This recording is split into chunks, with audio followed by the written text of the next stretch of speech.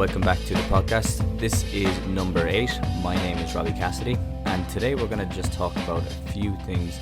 We're going to be mobility specific and injury specific, I suppose is the easiest way to discuss it. So I haven't come up with a name for this podcast yet, and because it is going to be not as structured as the other podcasts I've done, I'm going to just talk a small bit on mobility training, and then I'm going to discuss my own approach to it and what I would be thinking about when I'm meeting a client and when I'm assessing a client and the type of stuff that we would look into. So I guess in a way it could be described as my philosophy towards mobility, and it's going to be something that's developing. It's going to be evolving over time. So that's why I'm going to call this one maybe mobility notes number 1, and then it's going to be, I can use them as reflection then as I go forward working with clients, because obviously you learn a lot off of every client you come in contact with, especially with the amount of time that I spend with them.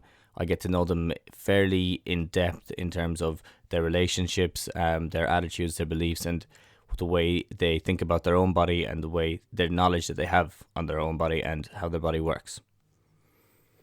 So today I'm going to talk about joints and working with joints and joints in the body, obviously, and working on people's beliefs and attitudes around joints. You'll find that someone may present to you with a previous injury or multiple previous injuries at the same area, and then pain that they're getting, that insidious onset pain where they don't know exactly what causes it.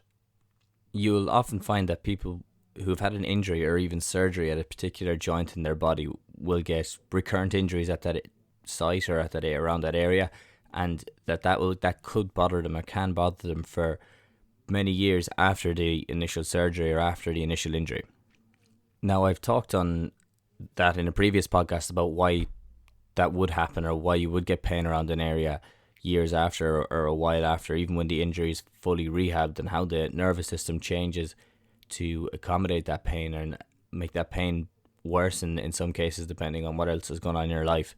But that's the pain experience for anyone that's interested. It's a couple of podcasts back. But today I want to talk a small bit more around the beliefs and attitudes around the joint and how that can affect it, and how people will talk about different joints in their body and their history of injury around certain areas. So we'll talk specifically about a back injury first, because back pain is so common, and I'm sure everyone knows someone who suffers with back pain and how debilitating that can be in certain situations.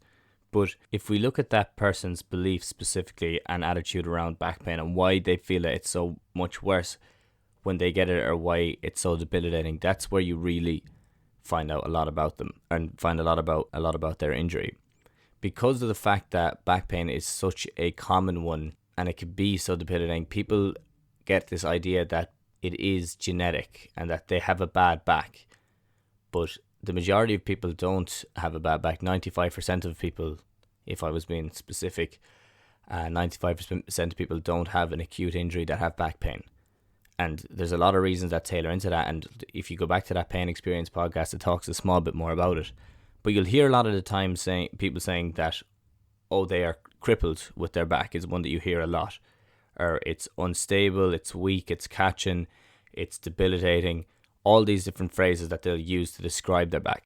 Now, I know if you're listening to this and you're saying that you have used that phrase before, it's habit a lot of the time. You've picked it up, you've heard it somewhere else. It describes the type of a feeling you had, and then you use it more. So now you have to look at how that word is actually coded in your own brain and towards your own emotions.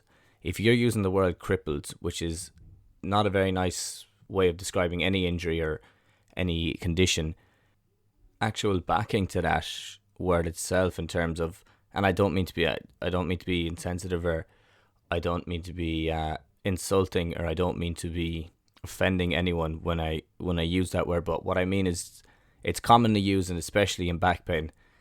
And when you think about it in terms of what it originated from originally, in terms of having a spinal cord injury, then you put that to a person who is having a back spasm, let's say, and if they're using the same word and they've heard other people use it and now they're using the same word, how that actually plays on your mind in terms of what the underlying mechanism is, or what the underlying reason or definition of it is, I suppose is the easiest way to say it. And if you use that term all the time, you have to remember that you're thoughts and emotions are going to be directly connected, and they're connected to your nervous system as well, and how your body assesses threats. And if you're using that word in particular, it's really high. It's a high threat, I find anyway. And so I think it's definitely one that should be moved away from. Now, there's other ones that you'll hear that I can't do this, or I can't do that, or I'm avoiding this, or my parents had a bad knee. My parents had a bad knee, or my father had a bad knee, I suppose more specifically, or my mother had a bad back. Now, that's a lot of the time, if it comes down to it, can be learned behavior in terms of you get a bad back then because you've learned that your parents had a bad back. Now, I would really, anyone who's wondering what am I talking about here, I would go back to that pain podcast, because I do talk a lot about what it is, what pain is, what's it caused by, and a really quick rundown of it. Pain is caused by a threat to the system. Once your nervous system or brain feels that there's a threat or an impending danger, then it will give you pain at a certain area. Now, this is musculoskeletal pain more so, but it is pain in general. Pain is a physical manifestation of a threat, emotional or physical threat. Now, why you're wondering, why am I going down that route, or why did I start discussing that? Now, I'll talk more specifically about a client I had who had a bad back, who had back pain, and they didn't really know where it was coming on from, and it had stemmed years and years ago, and this person in particular fell and they fractured their coccyx, which is their tailbone. They fractured that, and that was, I think, 16 years before they had come in and met me. And then when we discussed it, we talked through it, they couldn't exactly pinpoint what was happening to them now, but they knew that they were getting back spasms, and that they were getting them a lot. And when we looked at the beliefs of this person, and we looked at what their attitude towards back pain, and when it actually stemmed and when it came up, and we kind of went through their history and previous history and family history, we found that the pain had started again 4 years ago. And then when we dug into it, it had actually really kicked up 2 years ago, 2 years before that, or 2 years, I mean, from the day that they came in and met me. Now, when we went into detail about what happened that year and went into detail about the family history and all that, I actually found out that year that their father had back surgery that year, and that they didn't have any pain up to that point. And then that year it started to come up, that summer it started to kick in again, which is grand. And it could have been coincidence, but I had an idea that it was related to that. And then we went through it again and we discussed more and more, talking about how it kicked in the last while. And that was obviously 4 years ago, so it was a long time ago. And then we talked about it, and father went for another surgery 2 years after that. And that's when the pain became debilitating and crippling for the person themselves. And then when they actually came in to meet me, it was because they were getting these consistent spasms and a lot of pain, and they weren't able to go walking anymore. And that when they were bent down to pick something up, they were getting spasm and they were getting catching in their back. And I dug into it a small bit more, and this person believed that bending their back was actually a dangerous thing to do, and that they, even if they dropped a pen on the ground, that they would squat down and pick it up. And they thought that they shouldn't pick anything up off the ground, which stemmed into the fact that anytime they did bend over to pick up something, they were getting back spasms as a protective mechanism of their body. Okay, so I did go down a small bit of a rabbit hole there, and I was thinking I better not go too far down this. I need to pull myself out of it. But yeah, so basically when we looked at that case specifically, it was that relationship with her father and her father's relationship to back pain that really drove the pain itself. Now, after that, once we started addressing all these beliefs and addressing these behaviors, and we went through the different education points on what pain is and what's causing it, and we went through all these different movements that we could work on, and it did clear up a lot. And then obviously got back to exercising again, which was really important, because that was probably the biggest factor, is that there was no stress management there as well. Right now, let's say, there was no stress management, so couldn't exercise either, which was having a huge effect on their stress levels and their pain levels. And then these beliefs of bending, having a bad back, were all playing in, and that spasm was coming through because of that. Now that's a case study, so that's obviously going to be different for everybody. But I said I just do it to get shed a bit of light on what I'm going to be talking about in terms of rehab when I go forward. Now, when I'm going through an assessment with somebody who has long-standing pain or pain that's coming on around a joint or around an area over a couple of months or over a couple of years that they feel it never really got better and it's from an old injury, then we have to look at a lot of different things. We need to look at how the nervous system reacts to different movements. So one of the main things you want to do, or from my perspective, is to look at what their nervous system is like and what its comfort levels are like and how you can actually reproduce pain and what positions will reproduce pain. So I think this is a really interesting one. So you want to look at this movement variability and dual tasking. So movement variability, dual tasking is just doing a lot of different movements, trying out new things that they might not have done before. Dual tasking is having them doing two things at the same time. So that could be, let's say, rotating while taking a step forward, or holding something in one arm while they are completing another movement with their body, because obviously it's working two sides. They have to think about two things at once. So it's two movements at once, I suppose, is the easiest way to describe it. Now, when we do that, we're looking at how their body adapts to load and how they are able to manipulate or adjust with different tasks and positions. And then we want to assess how they react with that. So we're looking at, this is in terms of the comfort levels of the nervous system. We're looking at basically what their nervous system does and what their body does when you put them into different positions and have them doing different tasks. So things that might happen is you'll get cramping, or you can have a lot of pain will come through as well. You could have it reproduced, or that there'll be huge compensation. And really what I'm trying to do is find these areas of insecurity. So if it's a shoulder joint, a lot of the time it's overhead insecurity because their joint feels unstable, or they may have had labral surgery or something of the sort that, or even a dislocation, something that would cause them to feel the joint is unstable. Now, once these areas of insecurity are found, it's always good to assess their person's belief and the beliefs they've associated with that area and that position, and see what they're like and see what they might think about or their attitude towards it even. So simple one is if you said, if I asked you to do 15 more of these or 20 more of these, what do you think would happen? Or what do you think is going on in the joint at the moment? What do you feel is the problem here, or what's causing that? And you'd be interested with what pops up. Like, people have beliefs that are driven into them, and they might have read something on the internet, and they could be connecting two sides of the body, like back pain a lot of the time. And I hear it a lot with this, is you'll hear people talking about the arch in somebody's foot, or their big toe doesn't dorsiflex enough, and that's the reason that they're getting back pain. And that's a mechanical reason for back pain. And okay, maybe that could be causing it now, and I'm not writing it off and saying that it isn't, but you have to tie all these other things that may be causing that back pain as well, and the beliefs that they have on top of it, and how bad it is, and how much of more of a threat they're building up on that pain, and why the pain is getting more severe with different exercises and different movements. So it's not singling out the big toe as that's your reason for the back pain. You have to look at everything and take a more holistic approach to it. So just asking them those questions in itself: what do you think is going on in there? If I asked you to do more of these, how stable does that joint feel?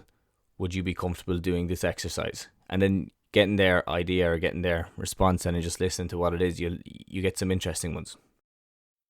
Now, after that, I think an interesting one or a good idea is to put the body through little puzzles. And puzzles, really, is what I mean, is just putting them through an exercise that they wouldn't have done before. And then I really enjoy giving people very little cues on how to do it. So just showing them the exercise and then just saying you do it, or even just telling them to do the exercise and not giving them any cues. And it's not going to be something crazy. Like, I'm not going to ask them to go juggling, or I'm not going to ask them to go doing max lifts with like an RDL or something like that. But it's going to be like, it could be like a bear crawl. It could be a reverse bear crawl or a crab walk, duck walks, simple things like that, like a Spider-Man lunge and reach. And just checking and seeing how their body organized itself to go through this movement or go through this position. And you learn a lot from that. So people will favor one side a lot of the time. They won't put as much weight through one shoulder. They'll be really hesitant, and they will like lock up their hip and make sure that everything is set right before they go down, like picking up something off the ground. And you'll pick up a lot of more information off this without cueing them and just letting them go through it and see what they do, because everyone's body is going to organize differently because of their past experiences, their attitudes, beliefs, obviously past injuries. That's all going to come into play. Now, when you've given them the puzzles and the different tasks to complete, it's good. This is what the rehab side of things, and this is where it comes in. And you can, by completing certain tasks, they can relearn and restructure their own beliefs and their own attitude towards that joint in particular. Now, a huge component of this is education as well, because you need to work on the conscious and subconscious. The conscious part is the education that you're telling them, like, this is what pain is. Pain is a threat to your body. Hurt doesn't always mean harm, and you explain different things and explain what may happen if they do this exercise. And that all works. And that's working on the conscious part of it. Okay, and it does work on the, let's say, your nervous system and its feeling of danger and its feeling of threat. But then the subconscious part is when they're actually going through these movements and their body is figuring out that they can do these movements comfortably and it feels secure in different positions that it wouldn't have been in before or hasn't been in a while, and they're subconsciously moving through it. Then that nervous system is adapting and it's changing, and they are achieving something that they haven't done in a while. Now, something I should touch on just before I go is you need to set the foundation, the baseline foundation for wellness and health before you actually start doing that. And that is making sure and taking into account that everything on the outside is right, all the pillars. So your sleep is right, making sure your nutrition is right, that you're getting a good bit of exercise, that your general movement or your stress management is good as well, and going through all those different things and making sure all those different areas are in line as well, and hydration as well, because otherwise you're just building on a bad foundation. So you need to get all that right first, because that will minimize the amount of risk and minimize the amount of threat going into the nervous system. And then when you actually put them through these puzzles, what you're doing is you're reinforcing that through movement. So you're reinforcing that security in the joint through movement, and they know that if they're sleeping well, they're going to recover better. If they're hydrated well, the joint is going to feel better itself. So that all comes into play then. That's where that holistic approach really comes into it. So through these movements, you can increase the strength and you can improve their coordination and co-contraction of different muscles around different joints. And that builds that sense of security and control, and builds on their movement ability and movement variability. And when you have them going through this and showing them that they're actually okay to go through this, that improves their emotional response to the position and emotional response to the joint, and that they know that it's a lot more comfortable, and that they were in the gym and they did these movements that they felt they wouldn't be able to do. And that's a huge relief as well, because you're putting them through things, you're showing them, you're obviously reassuring and showing them that everything's going to be okay. But when you go through these movements, they're relearning themselves. It's not you teaching them. You've given them the information, you've given them the education, you've given them the tasks, but it's themselves that they're relearning what they're doing. And when you get a strong emotional response to anything, that comes back to that neuroplasticity in the brain that starts to restructure itself, it starts to rewire itself, and it reassesses its ability and its security around that joint. So then if it feels like it's more secure, if it feels like there's not as much threat, you've all the background wellness foundation built so that they're sleeping right, recovering right, and they're hydrating right, and they're doing all that stress management stuff, and you've educated them on pain and what pain can be, then that pain can go down, and the threat to the area can go down. And then because of the fact that they're working at that strength and their activation around the area as well, activation of the muscles around the area has increased. And if both of those have increased, on top of this, let's say emotional response in terms of how their brain rewires now, and it literally rewires itself to be more comfortable and who have less of a fear response to certain positions, then you'll see that they'll get more comfortable and that pain will go down. And when the pain does kick up, they will have a better idea what's causing it. So guys, that's kind of really everything I wanted to talk about today. I just wanted to put it down as my notes, or I was just going to call it mobility notes, because it was kind of, what I was doing is I was basically reflecting last night, and I was journaling, and I was looking at my notes over the last while and stuff that I've been taking down. I kind of wanted to make it a bit more concise about the way I'm approaching things, and I think it gives me a better idea in the long run, or looking back and looking at my approach and how it changes over time, because I do journal anyway and I have that, but it'll be nice to put it out there, and you can see as well how things will change, because anyone that says it they've it all figured out, you should definitely run away from them, because there's very few people or anyone who has it all figured out. So it's just a different approach to rehab and rehabilitation and injury prevention and just health and wellness in general, just taking everything into account. And it'll work for some people, but the other thing is it might not work for everyone. So my approach might not work for everyone, and that's what you have to be used to that. You have to be able to take that in, especially when you're working with people as a physio or as an athletic therapist or as a medical professional, and that some things are going to work and some people will take a shine to your approach to things, but it's not going to work for everybody. Some people will feel that massage is going to get them through everything that they do, and that's perfect for them. If that's what their belief is and that's what their attitude is towards it, excellent. Their body might adapt differently to that. But yeah, that's kind of all it is for now, from me anyway.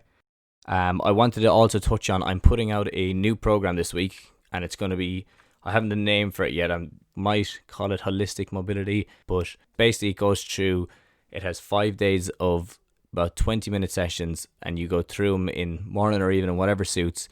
Each session goes through a breathing practice, then it goes into an actual movement and mobility routine, and it'll give you a better idea on the baseline wellness stuff. So I talked through sleep, hydration and breathing, as well as the mobility stuff and what you're supposed to do, and general movements as well that you can go through. And then it has the videos, it has your program set out.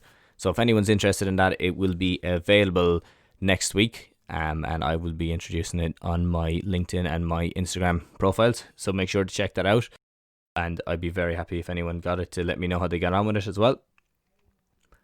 But that's everything from me for today. I just wanted to touch on only those small few notes.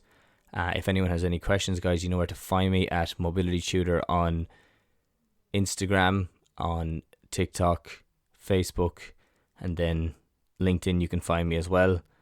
And my website is called themobilitytutor.com. So I hope you took something from that, guys. If you did, I would love if you could subscribe to me on Spotify or iTunes. I would really like if you could add a rating on iTunes as well if you were there, or even leave a comment to let me know how you're finding the podcast so far. The same as that if you're listening on Instagram. I would love if you could share it on your story. It's a massive help, and it definitely does help spread the word of the podcast a bit more. And if anyone has any questions, probably the quickest way to get onto me would be through Instagram for now. But yeah, that's everything from me. Thanks a million for listening again this week, and I will chat to you all soon. Have a good one.